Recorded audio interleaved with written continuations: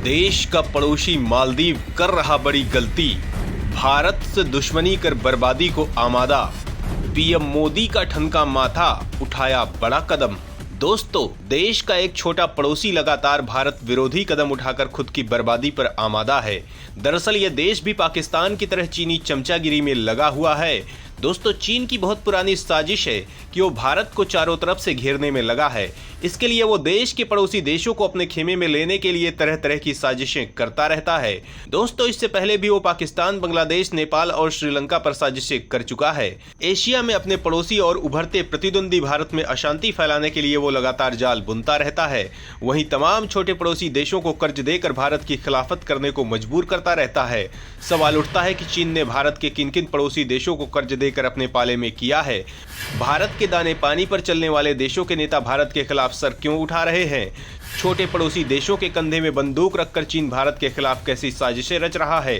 तो दोस्तों, चीन में सदियों से ये कूटनीति रही है कि आगे बढ़ना हो तो 2 कदम पीछे हट जाओ। लक्ष्य पूरा करने के लिए 1 दशक पहले योजना बनाना शुरू करो। भारत और चीन के बीच गलवान घाटी में हुई झड़प भी चीन की इसी नीति का नतीजा हो सकती है। चीन भारत के पड़ोसी देशों से समझौता करता रहता है और उन्हें शह देता रहा है। पाकिस्तान के अलावा श्रीलंका, म्यांमार, मालदीव और बांग्लादेश समेत कई देश चीन के इशारों पर चल रहे हैं।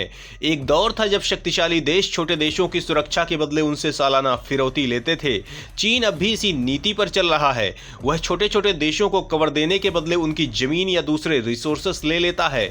अगर पाकिस्तान की बात करें तो चीन पाकिस्तान इकोनॉमिक कॉरिडोर चाइना का अहम प्रोजेक्ट है। यह पाकिस्तान के ग्वादर बंदरगाह से समुद्र के रास्ते चीन के झिंजियांग तक पहुंचने की एक बड़ी परियोजना है। 2442 किलोमीटर लंबे इस प्रोजेक्ट के जरिए चीन समुद्री रास्ते पाकिस्तान से दूरी कम करना चाहता है। इसके जरिए कच्चे तेल, नेचुरल गैस जैसी चीजों का ट्रांसपोर्ट करने की योजना है। यह प्लान 1950 में शुरू हुआ था, लेकिन पाकिस्तान की अस्थिर राजनीति की वजह से लागू नहीं हो पाया।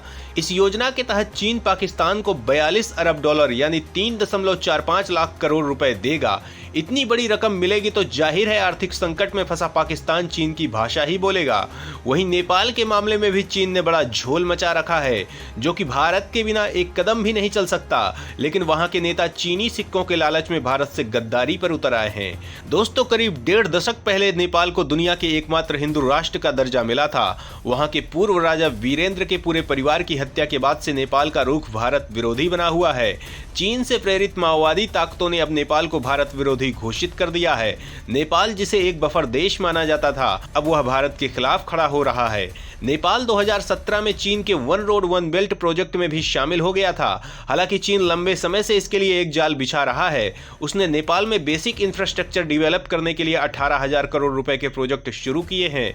इसमें चीन की कंपनियों को कॉन्ट्रैक्ट देने की शर्त पर ब्याज माफ करने का ऑफर दिया गया है। नेपाल पर्यटन पर निर्भर है।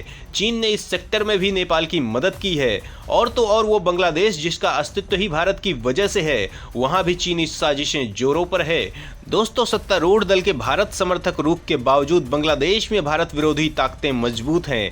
ऐसे लोग समय समय पर चीन और पाकिस्तान को उकसाते हैं।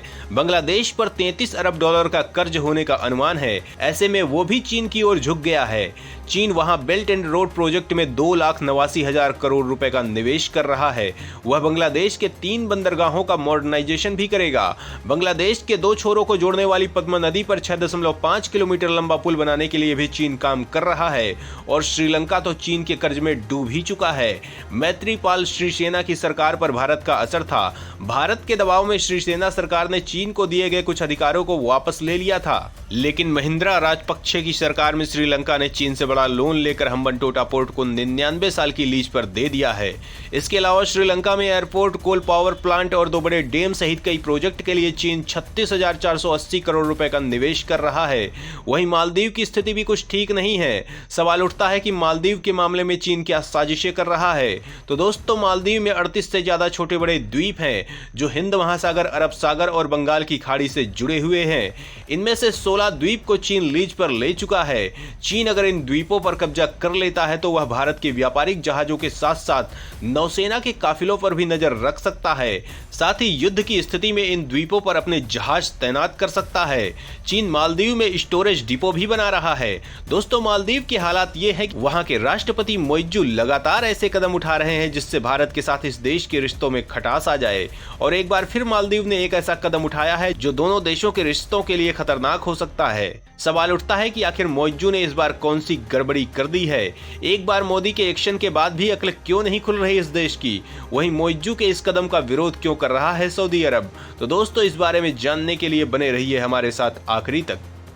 तुर्की के कसीदे पढ़ रहा पड़ोसी मालदीव, भीख में मिले ड्रोन पर इतरा रहे मोइज्जू, सऊदी को आया गुस्सा, लेने जा रहा एक्शन। दोस्तों, भारत से विवाद के बाद मालदीव अब रक्षा सौदे में जुट गया है। वह अब मिलिट्री ड्रोन खरीद रहा है। इसके लिए उसने तुर्की से बड़ी डील की है। इस करार के लिए मालदीव सरकार ने करीब 259 करोड़ रुपए का बजट रखा है।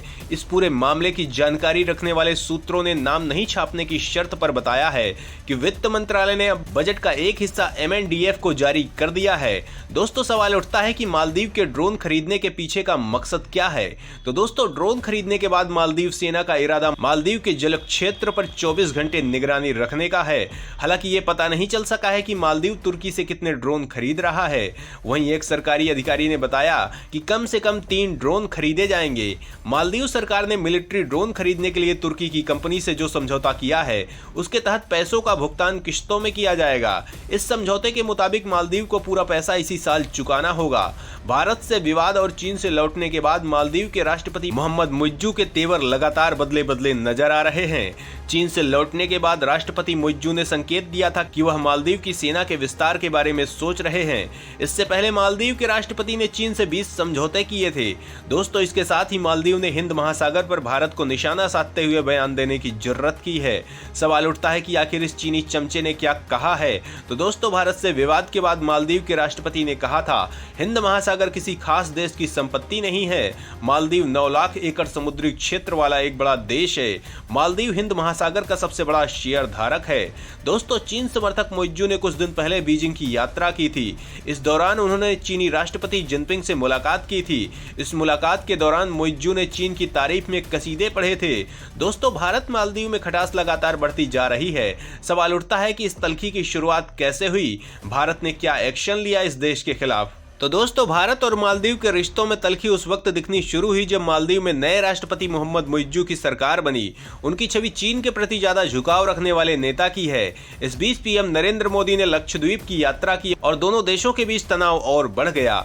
मालदीव के मंत्रियों ने पीएम मोदी को लेकर बयानबाजी की, जिसके बाद उन्हें वहां की सरकार ने सस्पेंड किया। दोस्तों, भारत और मालदीव के संबंध काफी पुराने हैं। मालदीव के हर संकट में भारत साथ खड़ा रहा है। कोरोना महामारी हो तो वैक्सीन की खेप भारत ने पहुंचाई। 2014 में जब मालदीव में जल संकट हुआ तो भारत ने अपने जहाज भेजकर मालदीव की प्यास बुझाई। हालांकि हाल के वर्षों में मालदीव में भारत विरोधी अभियानों की शुरुआत हुई।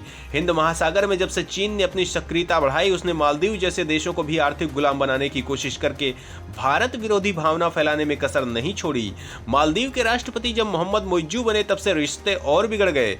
मुइज्जू ने राष्ट्रपति बनते ही दशकों से मालदीव में नियुक्त भारतीय सैनिकों को वापस भारत भेजने का ऐलान कर दिया। चीन के पक्षधर मुइज्जू भारत विरोधी कदम उठाते हैं। उन्होंने चुनाव अभियान के दौरान इंडिया आउट मुहिम चलाई थी। दोस्तों, पीएम मोदी पर टिप्पणी के बाद भारत और मालदीव के बीच राजनयिक विवाद की शुरुआत हो गई है। भारत ने नई दिल्ली में मौजूद मालदीव के राजदूत को तलब किया था। इसके साथ ही देशवासियों ने मालदीव के बहिष्कार की मुहिम चलाई थी, जिसके बाद मालदीव की अर्थव्यवस्था चरमरा गई थी। दोस्तों, वहीं मालदीव का तुर्की को इस्लामिक दुनिया का लीडर बताना सऊदी अरब को नाराज कर सकता है। कुछ इसी तरह का काम पाकिस्तान ने किया था। पाकिस्तान के तत्कालीन पीएम इमरान खान कश्मीर पर OIC की मीटिंग बुलाना चाहते थे, लेकिन सऊदी ने ऐसा नहीं होने दिया।